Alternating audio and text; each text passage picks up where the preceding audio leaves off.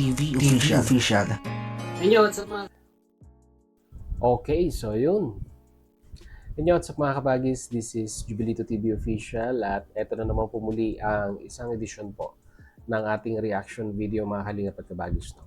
Pero bago po lahat, syempre po, shoutout po muna natin kay Val Santos Matubang at Edna Vlogs at Kalingap Rap. Sa ating mga kalingap netizens at kalingap subscribers, mega love shoutout po sa inyong lahat. So ito na nga, no, mga kalingap at kabagis, no, for today's reaction video, gawa lang po natin ng reaction at muli po pagbibigay ng ating personal opinion regarding po dito sa naging recent or bagong video upload po, no, ng isa sa mga kalingap partners ng Team Kalingap, walang iba kung hindi si Vincent Calyada. So ang materials po na gagamitin natin ay galing po sa recent na video upload ni Vincent Calyada. Sa mga hindi pa po nakasubscribe sa YouTube channel ni Vincent Calyada, ayan po, pakisuportahan at isubscribe nyo po ang kanyang YouTube channel. And at the same time po ay suportahan nyo po ang kanyang mga charity works, advokasya patungkol po sa programa ng Kalingap. So ito na nga mga kalingap at kabagis, no? Bakit po natin re-reactionan itong bagong or recent na video upload ni Vincent Calyada, mga kalingap at kabagis, no? Vincent ba yung nasabi ko kanina? Well, anyhow, yung nga po, Vincent Calyada. Dahil nga po, mga kalingap at kabagis, isa ring kalingap partners na bago pa siya naging isang kalingap partners, beneficiary po siya ng kalingap, no? At napabahayan siya, natulungan siya through ups and down, ay hindi po sinukuan, no? Hindi po siya sinukuan ng mga kalingap partners natin. To be specific, si Kalingap Rab, sila Alvin Caceres, hindi rin siya nakalimot na tumulong dito. And at the same time, ito pong si Vincent Calyada, mga kalingap at kabagis. No? Dumating pa siya sa punto na kung saan ay talagang nanganib po, no, ang kanyang estado, no, ng pag-stay dito sa Pilipinas dahil nga po alam naman po natin na sabihin na nating paso, no, naging paso ang kanyang visa, naging paso ang kanyang passport. So ang kinalabasan ay nag-TNT po siya dito sa Pilipinas. So alam ko may idea na kayo kung sino po yung gusto kong tukuyin dito, mga kalingap at kabagis, no. Ito pong si Tatay Robin, no. So alam naman natin ang istoryang Tatay Robin, mga kalingap at kabagis, no.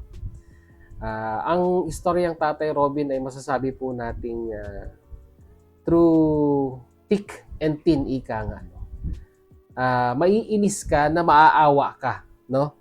Ganyan po ang masasabi po nating label ng isang Tatay Robin, no, pagdating po sa community ng Kalingap, no. Maiinis ka in the sense na, di ba, yung istorya ni Tatay Robin, alam naman po natin ang istorya niya, di ba?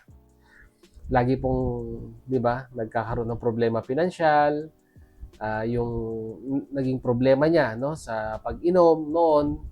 So andun na yung mga availability, no, kung paano niya babaguhin, paano niya sabihin na nating itutuwid, no, yung landas, ika nga, ng kanyang buhay. Sinusubukan man ni Tatay Robin, no, pero talagang minsan ang temptation, ang pagsubok ay masyado pong greater, ika nga, no.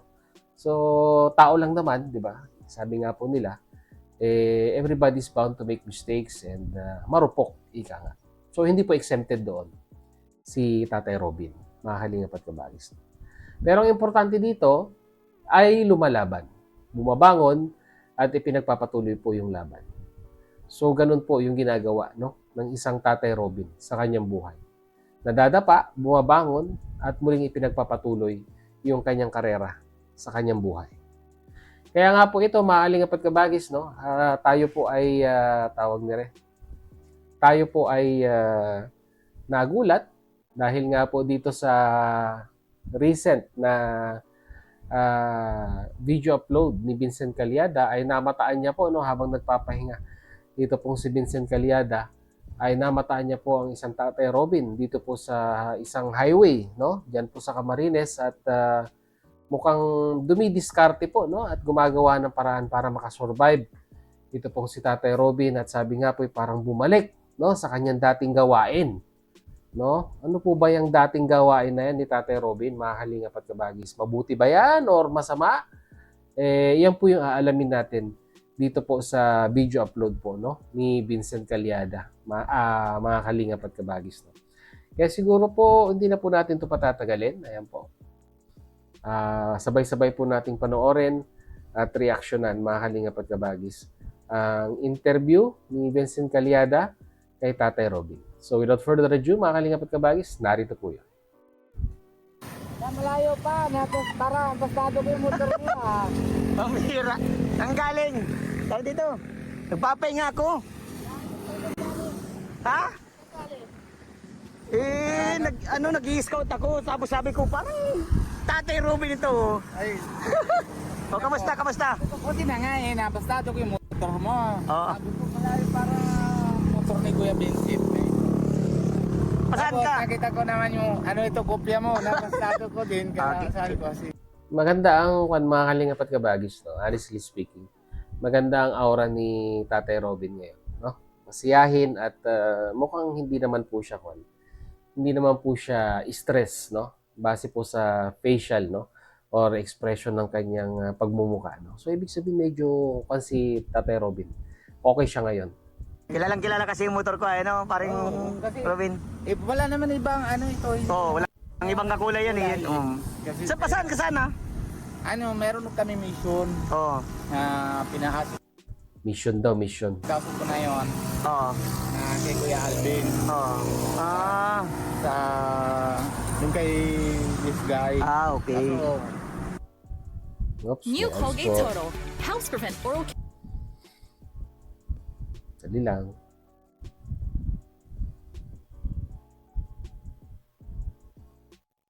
Dali lang po, may ads.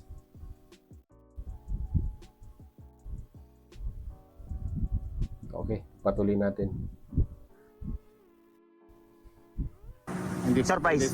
may surprise. Okay. Kay sa kanila. Pero yun na yung ko. Tapos meron din ako singil dito. Ay, bakit nagbalik ka ng magsingil kaya? Hindi, kunti-kunti muna kasi sa YouTube, hindi naman tayo bagay sa Mahina na po yung Ah, views mo? hindi sa atin pansin yung viewers natin na yun. Kailangan negosyo muna. Mag-sideline, gano'n. Sideline, gaganon. Ano yun, pansarili mo o sa ibang nagtatrabaho ka sa iba? Na yung nakaraan, nahiram ako kay Kuya Rap. Tapos, ayun, nabayad ako sa immigration. Tapos, ayun, yung meron ako natira konti. Hindi na, rolling ko. Rolling. So, balik ano ka na talaga? Balik ano na? Bombay na ulit. Ay, hindi naman mga Nahintay ko naman si Nico kasi si Nico naman talaga. Kasi matagal din ako, hindi sa 5'6". Oo. Si Nico, ngayon trabaho siya doon sa kaibigan niya. Oo. Tapos dati trabaho siya sa boss niya sa Ligaw, Oo. sa Albay. Ngayon, balik na din si Kuya Nico sa ganun? Ikaw lang, balik ka. Try ko lang. Try mo lang ulit. Si Lord lang alam Oo. kung asenso ba o hindi. Bahala na. Try lang namin. Try ko lang tapos pero bibigay ko kay Nico. Si Nico naman sana palago naman ito para makapuntahan. Di kung parang si Kuya Nico, gagawin din yung ginagawa mo. Oh, yun na yun. Par- Ko. Ang hirap na kasi ng business natin sa ano? Ang hirap Oo, nga. kahit anong gawin nating sipag, wala tayong magagawa. Kahit tinatulong naman ng kuya na alam mo ilan beses na tinatulungan namin, siniko din na tinatulong din sa Pinoy na pupunta dito. Bills na. Alam mo, 100,000 ginagastos ni Nico. Oo. Tapos bills niya, 10k lang, 5k lang. Kawawa mo Kuya Nico, ano? Tapos Kasi- ganun din sa atin na yun, 2k lang. Oo. May minsan hindi manabot na 1k. Kaya nga, ramdam ko yung Kuya Robin. Kaya sabi ko, Alam mo naman din yun, kuya, kasi siyempre ikaw, Pinoy ka. Oo. Ikaw, kami na yun ko lang na narasan ito. Pero ikaw, dun pa, kay Rochelle, na pinatulong mo, tapos bigla, bagsak. Kaya hindi ko nga alam kung paano paano ko sabihan sa iyo kasi alam mo naman lahat. Mm. Pero si Lord. Bala na si Lord na. Kaya pinaka-the best talaga natin sa atin, Kuya Robin. Tuloy lang tayo. Oh, yun. Hanggat may naniniwala sa atin, tuloy lang tayo kasi alam naman siguro ng ibang tao na kung ano yung ginagawa natin. Sa akin, hindi naman na yun na ano, isa pa kasi ako, hindi ako na Pinoy, na pure, na ano. Kaya, Tapos, pinaka-problema doon, naisip nila na inom ko. Doon ako nabagsak, siguro sa ano, naisip nila. Iba yung- pero hindi nila alam, 2000, simula ng bagsak ako to, 3 million, doon ako nasimula na inom. Ngayon, pag hindi ako natagay, hindi ako nainom, ay ano na yung katawan ko para kasi almost 13-14 years na. Ngayon, hindi, 2010 tapos na yun 15. Oo. Mga 16 na yun malapit na. Lahat naman po mga viewers ni Kuya Vincent Calyada sa ano, happy and Merry Christmas po sa inyo lahat. Wow. At least di ka nakakalimot, Kuya Ay, Robin. siyempre naman na So, yun no, mga kalingap at kabagis, no, yun pala yung istorya sa likod nitong ginagawa ni Tatay Robin na muli niyang binabalikan yung pong nakagisnan niya na trabaho, no, mga kalingap at kabagis. Yung po yung pagpapahiram ng pera. So, hindi na po natin hindi na po natin i-elaborate yung technicalities ng ginagawa ni Tatay Robin, no? Dahil alam ko po, alam niyo 'yon, no? Mga kalingap at kabagis, no? Kumbaga gumagawa siya ng paraan ngayon para makasurvive dahil wala hindi kaya na i-sustain dito po sa platform na ito. Lalong-lalo na ngayon, itong buwan na to, mga kalingap at kabagis, no?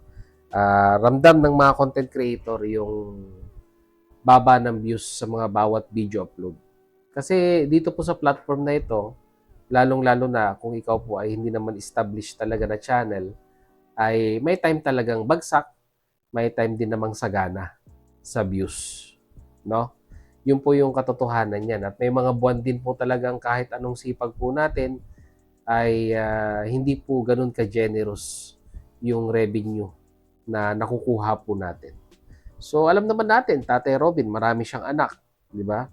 May pamilya siyang dapat buhayin, pinag-aaral, pinapakain.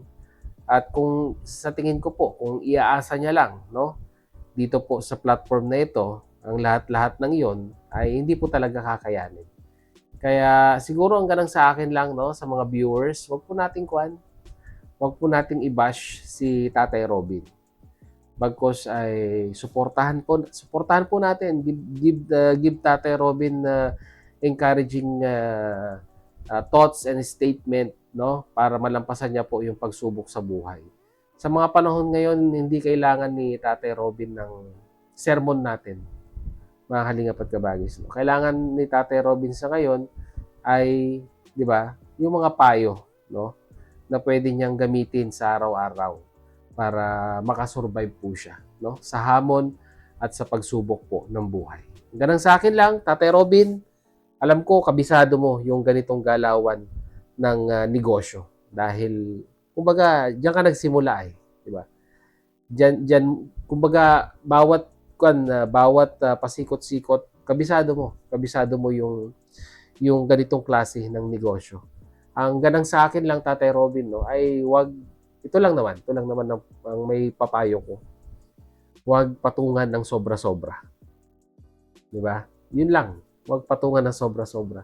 Dahil, di ba, Diyos na ang huhusga sa'yo kung sinasamantala mo rin, no, yung kagipitan ng isang tao para naman na ika nga ay kumita ka, no, sa kakapirangkot na sabihin mo nang ipinapahiram sa mga kapwa natin Pilipino na nangangailangan din ng pinansyal na tulong.